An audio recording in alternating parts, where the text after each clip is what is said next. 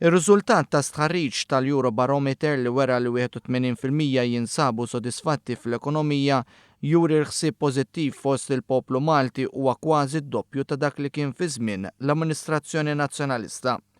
Fil-fatt fl-2012 l-aħħar perjodu ta' Gvern Nazzjonalista kienu biss 44% li espremew sentiment pożittiv dwar l-ekonomija.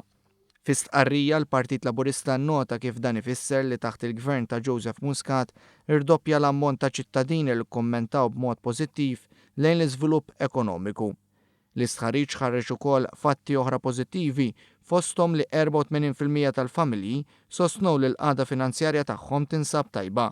Dan għal kontra li fl-2012 kienu biss 63% li qalu li finanzjarjament sejrin tajjeb. Kważi 3/4 ta' dawk intervistati ssaħħu li l-qasam tal-impjiegi sejjer tajjeb.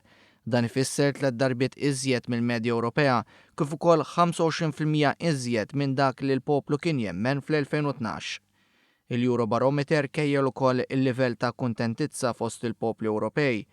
92% tal-Maltin huma kuntenti li jfisser li l-poplu huwa 12% iżjed kuntent mill-medja Ewropea. Fl-istqarrija l-Partit Laburista rrimarka wkoll kif minkejja n-negattività ta' Simon Busuttil, il-proporzjon ta' dawk pessimisti dwar l-ekonomija tagħna niżel għal 7% biss.